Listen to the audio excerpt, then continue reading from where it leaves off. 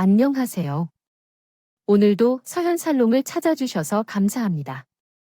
저는 서울에 살고 있는 30대 여성인데요. 꽤 황당하게 느껴지는 제 경험담을 한번 공유해 보겠습니다. 기원자 분들께서는 결혼하기 전 몇 번 연애해 보셨나요? 제 경우에는 학창 시절까지의 풋내기 연애를 제외한다면 딱 3번이었습니다. 제 세 번째 연애 상대와 결혼을 결심한 이유는 굉장히 단순했네요. 그 사람과 제가 비슷한 시기에 슬슬 결혼할 나이라는 생각을 하게 되면서 의견이 맞아 떨어진 것이 가장 컸고요. 결혼은 타이밍이라는 말이 있나 봐요. 또한 제 업무 스트레스가 너무 커서 회사를 관뒀었을 때 그 사람이 저를 많이 도와주었고 자기랑 결혼해서 같이 살자면서 적극적으로 청혼을 해왔습니다. 제 마음을 어루만져주는 그 사람의 태도를 보고 감동받은 적과 결혼하기로 했던 것이죠. 연애 기간은 총 1년 반, 사귄 지키를 서로에게 호감이 있었던 기간까지 합치면 거의 3년 가까이를 남편과 함께 보냈습니다. 결혼해서도 잘 지낼 수 있을 거란 막연한 확신이 있었어요. 우리가 궁합도 안 본다는 4살 차이잖아. 우리가 결혼하면 연애할 때보다 더 애정 넘치게 잘 지낼 것 같지 않아? 내 생각은 그런데 나는 내가 딴 내 운명 같다고 사실 처음부터 느껴졌었거든. 이제 너 아니면 내 인생에 다른 여자는 없다는 예감이 팍팍 들었어요. 얼마나 저한테 듣기 좋은 소리를 잘해주었던 사람인지 몰라요. 남편은 대기업까진 아니더라도 중견기업에서 연봉을 많이 받으며 안정적으로 재직 중이었고 키도 평균 이상이었으며 외모도 나름 훈훈한 편이었어요. 인기 많을 법한 신랑감이었다는 거예요. 반면에 저는 연봉 3천만 원도 안 되는 중소기업에서 일해온 것을 마지막 경력으로 그것마저도 퇴사한 상태였죠. 남편보다 제가 연하긴 해도 객관적으로 되게 어린 나이도 아니었는데요. 그렇다면 제 얼굴이나 몸매가 여신이냐는 말씀이었고요. 셀카 말고 남이 찍어준 제 사진을 보면 늘 겸손한 마음을 갖게 되니 여신과는 거리가 멀었죠. 그럼에도 남편 정도의 스펙이 되는 남자가 저한테 결혼하자고 청했던 이유를 꼽자면 당시에는 사랑이라고 생각했었으나 지금 돌아보면 제가 너무 순진했네요. 제 배경을 필수로 설명드려야 할 것 같은데 저는 서울 토박이에요. 친가 쪽 친척들이 대다수 송파, 강남에 몰려 있었어요. 가장 환경이 유복한 편이었고 대학은 그냥 서울 소재의 4년제 대학교 중에서 대략 중간 정도 되는 곳을 나왔어요. 솔직히 학창 시절에 공부를 그다지 안 했었는데요. 저는 어렸을 때부터 정신이 좀 산만하다는 어른들 말씀을 종종 들었던 아이였고 중학교 1학년 때 수학을 진작 포기한 수포자였습니다. 시험 성적이 개판나도 가슴이 아프기보단 이제 시험 끝났으니까 친구들이랑 노래방 갈 생각에 가슴이 두근거리는 학생이었거든요.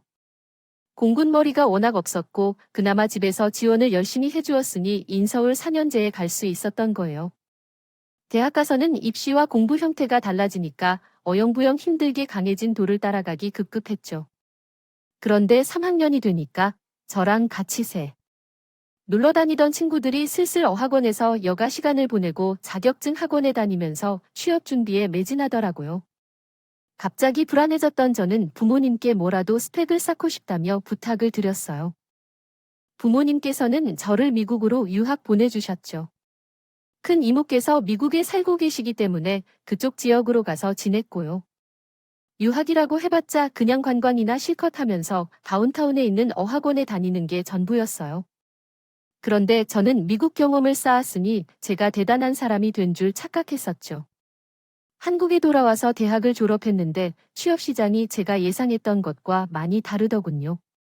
저는 위로 오빠 2명이 있는데 둘 다 대기업 다니다가 잘난 인연을 만나서 결혼하는 걸 봤기에 당연히 저도 그렇게 살 줄로만 알았어요. 그런데 저는 오빠들처럼 명문대 출신도 아니고 좋은 성적표도 안 갖고 있던 것을 간과했었던 거죠. 1차 서류 심사에서 줄줄이 떨어지는 걸 보면서 충격을 받았는데 그때 작은 오빠가 저한테 그랬어요. 와, 너는 진짜 집안의 수치다. 수치에 머리도 나쁜데 노력하지 않아. 이건 뭐 그냥 가족들한테 빨대 꽂고 편하게 살고 싶다는 말을 대놓고 하는 거나 다름없는 거지. 너는 어렸을 때부터 지금까지 제대로 뭐 하나 할 줄 아는 게 없냐? 그러기도 쉽지 않겠다. 부모님께선 저한테 그런 식으로 잔소리를 하신 적이 한 번도 없었기에 그날 작은 오빠의 촌철살인에 제가 큰 충격을 받았어요. 얼마 후 오랜만에 고등학교 동창들을 만나서 놀았는데 작은 오빠한테서 제가 심한 소리 들어서 속상했다고 이야기했더니 동창 중 한 명이 저를 흘겨보면서 이렇게 말했어요. 인터넷에서만 보던 부모 등골 빨아먹는 쓸모없는 자식 새끼가 내 주변에도 있었구나. 뭐, 너 그게 무슨 말이야? 너 지금 내가 우리 엄마 아빠 등골 빨아 먹는다고 생각하는 거야? 내가 취업만 하면 다 해결될 일인데 알지도 못하면서 함부로 말하지. 그 취업 준비만 1년 넘게 하고 있는 게 대단해서 그래? 남들 같았으면 1년을 공으로 못 보냈을 텐데 너는 부모 덕 잘 봐서 등골 빨아먹으면서 편하게 놀고 있는 거잖아. 내 말이 틀려. 내가 부모 잘 만나는 행운을 누리지 않았으면 지금쯤 마음 급하고 돈이 급해서 어디 콜센터라도 들어가서 180 받고 일하고 있었겠지. 시간이 지나도 그 동창의 말투와 눈빛이 안 잊혀지네요. 알고 보니 그 동창은 고등학교 졸업 직전에 가세가 확 기울어서 대학 재학 내내 힘들게 지냈으며 집안 빚 갚느라 허덕이며 살고 있다고. 다른 친구가 나중에 저한테 알려줬죠. 그러니까 그 동창의 눈에는 제 팔자가 너무 편해 보여서 싫었던 거예요. 어쨌거나 멘탈이 한껏 약해져 있었던 저는 그 동창의 말에 큰 상처를 받았고 이것저것 조건을 재지 않고선 취업부터 해버렸어요. 솔직히 너무 적성에 안 맞았는데 다들 이렇게 사는 거구나 싶어서 참고 다녔었죠. 1년을 버티다가 지인들 모임에서 회사 얘기를 꺼냈더니 다들 그런 미친 곳이 있냐면서 당장 그만두라고 하나같이 놀란 목소리를 내길래 퇴사했었고요. 그 첫 직장이 객관적으로 정신 나간 곳이었던 거예요. 3개월 쉬고 나서 두 번째 직장에 들어갔어요.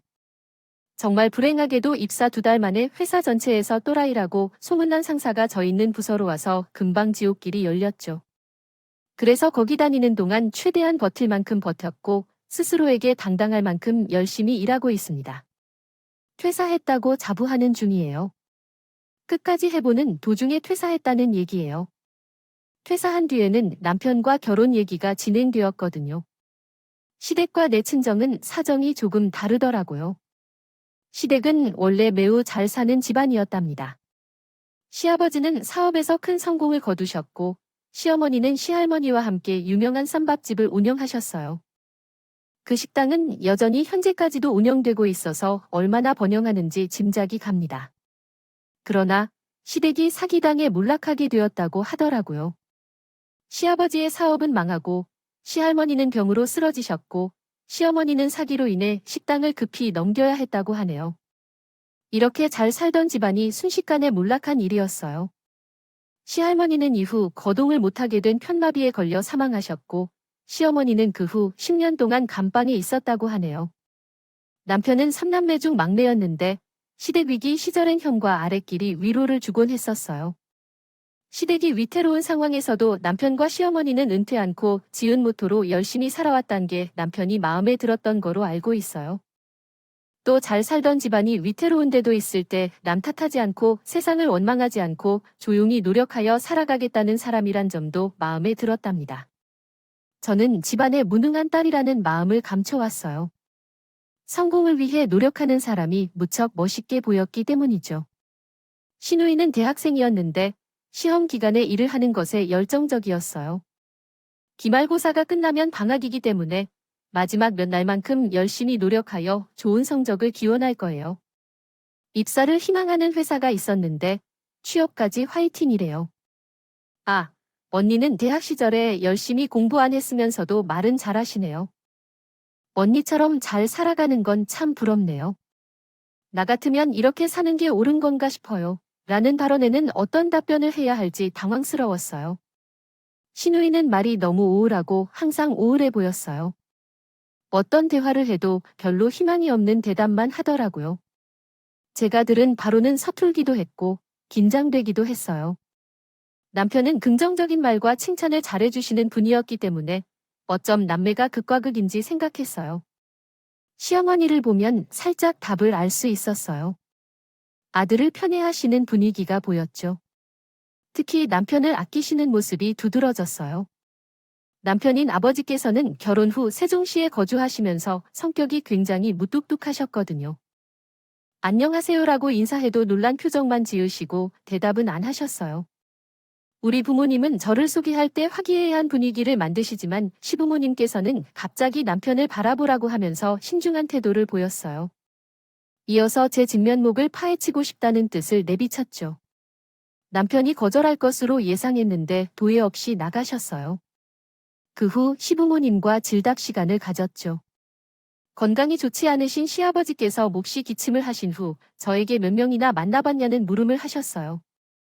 아직 말씀드리지 않은 점인데 솔직히 말하면 이번이 정식 연애로서 세 번째예요.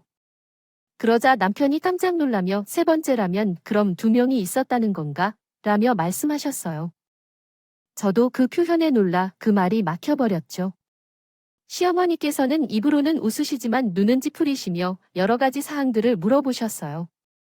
그러면서도 제가 다니던 직장이나 대학에서 받은 학점 등에 대해 답변을 듣고는 한숨 쉬시는 모습을 보였어요.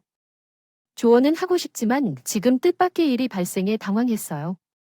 결혼에 대한 고민이 들자 남편에게 털어놓았고 남편은 눈물을 훔치며 무릎 꿇다는 것이랍니다. 결혼은 둘의 사랑이니까 서로를 중시하며 잘 살아갈 생각이라 베푼다는 내용이었어요. 이렇게 진심을 다해 호소하는 남편의 노력을 지켜보며 저도 고개를 끄덕인 후에 대답했어요. 심상치 않은 시댁 가족들이 신경 쓰였지만 남편처럼 저를 위해주는 사람을 다시는 만날 수 없겠다는 생각에 결혼을 결심했어요. 결혼식을 준비하던 중 코로나 팬데믹이 발생해서 부모님은 예식 날짜를 연기하는 것이 좋겠다고 생각해 주셨어요. 이슈는 단기간에 소란을 피우고 사라지는 것이 아니었으니까요. 결혼식은 열지 못하고 두 사람은 신혼집에서 함께 살기 시작했어요. 단기 월세 빌라에 살면서 신혼집을 찾아보는 것이 목표였죠. 코로나의 예상치 못한 변화로 인해 어려움이 있었지만 결혼 생활의 행복을 기대했답니다. 그러나 남편이 소속 기관에서 코로나 환자가 발생하여 재택근무를 하던 중 불안정한 시기가 시작됐어요. 남편의 건강을 걱정하며 서로의 삶을 지키기 위해 성실하게 노력했어요. 낮에 외출을 한 후 걱정이 되어 방에 들어가 소독제로 여기저기 닦으려 했어요. 손이 닿는 노트북도 닦아주었지만 무심코 PC에서 도착한 카카오톡을 보게 되었습니다. 대화 상대가 신우이였고 처음에는 그냥 신기하다 생각했어요. 신우이와의 대화를 열어봤더니 뜬금없이 제 뒷담을 엄청나게 했습니다. 신우이는 남편한테 오빠라고 하며 저를 얘기하고 제 존재 자체가 신우이한테 짜증을 낸다고 했어요. 그 다음에 혼용된 문장 보고 고쳐주시고 중간중간 띄어쓰기나 띄어쓰기에 부재 수정해주시고 어감이 자연스러운 문장으로 리라이트 해주세요. 내가 너에게 진심이 아니었다면 내 행동이 이루어질 수 없었을 거야. 그러니까 너는 나를 믿어야 해. 남편이 눈물을 흘리며 말하는 모습에 착잡해졌어요. 분명히 사랑해서 부부가 되기로 한 남자에게 제 앞에 있는 그 사람이 그 사람인데 판도라의 상자를 열어버린 그 10분도 안 되는 시간 때문에 너무 많은 것이 바뀌어버리고 내 남편의 눈물을 닦아줄 수 없게 된 현실이 그저 허무했어요. 신뢰와 배신은 정말 처절한 것이었어요. 남편은 자기가 저를 엄청나게 사랑하고 있기 때문에 절대 헤어질 수 없다며 주장했어요. 코로나로 외식하기 어려워서 시댁에 들러서 밥 먹으라고 시어머니가 연락을 주셨을 때 거절했어요. 시간 내기 어렵다는 핑계를 대었더니 저한테 욕을 하시더라고요. 어른이 부르면 네, 알겠습니다 하고 군말 없이 와야지. 너 설마 아직 시간 올렸다고? 며느리 둘이 제대로 안 하겠다 뭐 이런 생각이니? 한 번만 더 건방지게 굴면 결혼 없던 걸로 해버릴 줄 알아. 내가 못할 줄 알아. 내가 까부는 게 분명하구나. 내가 우리 집안을 얼마나 우습게 깔보는지 내가 생각하고 있어. 피로와 스트레스가 쌓여서 정신이 멍한 상태였는데도 시어머니의 말씀이 아주 귀에 쏙쏙 박히더군요. 제가 울컥해서 말씀드리고 말았어요. 그러셔도 저는 안 가요? 아니, 못 가요. 자세한 이유는 오빠한테 물어보세요. 오빠가 저한테 무슨 잘못을 저질렀는지 들으시는 게 우선일 것 같네요. 제 인성교육이 덜 됐다고요? 삼남매를 음흉하고 저급한 인물들로 키워내신 어머니께서 하실 말씀은 아니라고 생각합니다. 그러자 시어머니께서 꽤 비명을 질러시더니 쌍욕을 내뱉으셨고 저는 전화를 끊어버렸어요. 제발 용서해달라고. 그날도 남편이 비롯되길래 내 모친부터 해결해라라고 해줬네요. 남편이 시댁으로 출동했는데 뭔 얘기를 나눴는지 상황이 어땠는지 알 길이 없었어요. 저희 아빠가 밀접 접촉조가 되셔서 격려하며 지내실 때라서 제가 차마 남편하고 이러이러하게 됐다는 말을 친정에다가 바로 못하겠더군요. 며칠 동안 저는 남편을 무시했고 남편은 애절하게 저를 쳐다보는 나날이었어요. 그런데 시어머니께서 저에게 용건이 있으시다면서 따라보자고 하시더라고요. 저는 당연히 남편 일로 저한테 사과를 하신다거나 아무튼 우리의 이해를 구하실 거라고 예상했었어요. 그 상황에서 제 입장에 놓딘다면 누구라도 그런 식으로만 생각했을 거예요. 하지만 시어머니를 따로 만난 자리에서 완전히 다르고 예상치 못한 이야기를 들었어요. 가만히 생각을 해봤는데 말이다. 내가 너무 맹한 것 같다고나? 학점이 3점 초반대인 건 너무한 거 아니니 그리고 요새 아가씨들이 얼마나 큰데 너는 키도 별로 안 크잖아. 공부머리랑 키는 엄마가 자식한테 물려줄 확률이 크거든. 그런데 내 미래의 손주가 우리 둘째가 아닌 너를 닮을 생각을 하면 너무 속상해서. 벌써부터 내 가슴이 막 미어져. 시어머니께서 손으로 가슴을 퍽퍽 두드리면서 말씀하시는데 제 얼굴이 화끈거렸어요. 거리두기 정책이 시행 중이었기에 카페가 한적해서 망정이었네요. 누가 옆에서 엿들었다면 정말 창피할 것 같아요. 어머니. 그래서 지금 말씀하시는 내용의 요지는 제가 오빠랑 갈라졌으면 좋겠다는 말씀이신가요? 말고가 어둡지 않아서 다행이구나.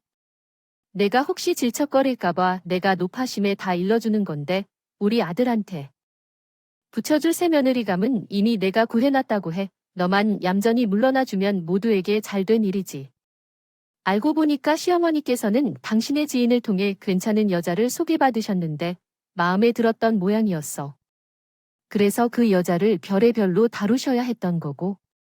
그런데 내가 남편과 트러블이 생겼다 하니까 옳거니 잘됐다 싶어서 날 밀어내려 하시네. 그러시군. 나는 또 어머니께서 나한테 옷발로 사과 인사를 전하려고 따로 보자고 하신 줄 알았는데 제 착각이었네. 사과? 무슨 사과? 역시 너는 생각하고 행동하는 스타일이 집안의 분란을 일으킬 모양새야. 우리 집안과는 결이 다르다 할까? 우리 집안이 피로 억울한 일에 휘말려 잠시 주춤하고 있다고 해도 과거의 영광이 아직도 빛을 발하고 있다는 걸 너는 분명히 알아야 해. 알겠습니다. 어머니께서 이렇게 말씀하시는 걸 보니 나도 더 이상 오빠를 참아줄 이유가 없네.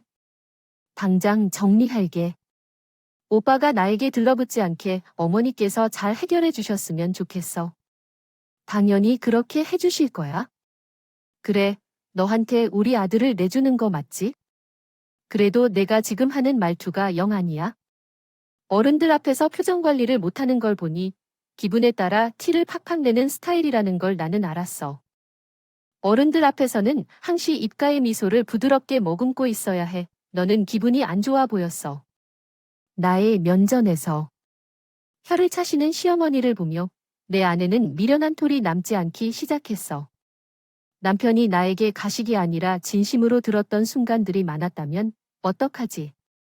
그런 등신 같은 갈등이 조금 남아 있었는데 시어머니께서 그걸 다 없애주셨어. 남편하고는 당장 헤어졌고 나를 붙잡으려던 남편은 시어머니의 연락을 받고서 좀 얌전해졌어.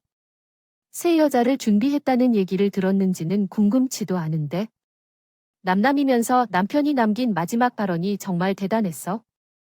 너를 떠나보내는 나를 용서하지 마라. 도대체 무슨 말을 하는 건지 대꾸하고 싶지 않아서 무시했어. 그렇게 한데 남아 남편이었던 농가는 끝이 났고 나는 부모님께 죄송하다는 말씀을 드렸어. 내 어리석음으로 부모님께 걱정을 끼쳐드린 것 같아서 이루 말할 수 없이 죄송했어. 그러니 부모님께서는 오히려 나를 위로해 주셨어. 나는 상처받을까봐 굳이 그런 말을 안 해주셨었지만 부모님이 나를 보는 시선은 남의 말과 시선에 쉽게 휘둘리는 사람으로 알고 계셨어. 엄마가 그렇게 말씀하더라고. 항상 엄마 아빠가 뒤에 있다는 걸 잊지 말아야 해. 하고 싶은 대로 자유롭고 재미있게 살았으면 좋겠어. 남의 눈치를 보지 않고 진짜 원하는 일을 하며 살고 싶다는 생각이 들었어. 집에 빚도 없고 돈을 벌어야만 하는 상황이 아닌 게 얼마나 많은 여유를 가져다 줄 수 있는지 그제서야 깨달았어. 행운 있고 축복받았으면 하는 바람을 나는 그때까지 집안 수준에 비해 자신이 못난 것으로 생각해서 보지 못했던 거야. 나는 캐릭터를 창조하고 그리는 것을 좋아했어. 학창 시절에도 교과서 모퉁이에 맨날 그런 그림을 그렸었고요. 대학 전공은 상경 계열이었는데 이것이 취업하기 쉽다고 해서 선택한 것일 뿐, 제 성향과는 관련이 없었어요. 진짜로 제게 좋아하는 것은 캐릭터 디자인이었죠. 드디어 적성을 찾아 움직여 코로나 시기에 입사한 후 일단 재택으로 근무를 시작했어요. 돈이요? 얼마 안 되었어요. 그냥 아르바이트를 약간 하는 것 정도라고 할 수 있겠죠. 마음이 편안한 정도의 금액이었지요. 노동에 비추면 너무 적은 금액이었지만 제가 하고 싶어 하는 일에서 조금이나마 돈을 벌어서 신기하고 좋았어요. 회사 사람들하고는 한 달에 2번 사무실에서 만났고요. 그런데 어느 날 회사 팀장님이 만나는 사람이 없으면 자기소개를 시켜주고 싶다고 했어요. 제가 솔직하게 말씀드렸지요.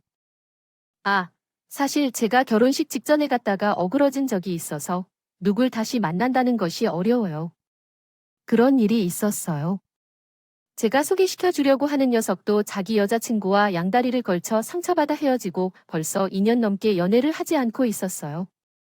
그런데 팀장님의 설명에 호기심이 생겼어요.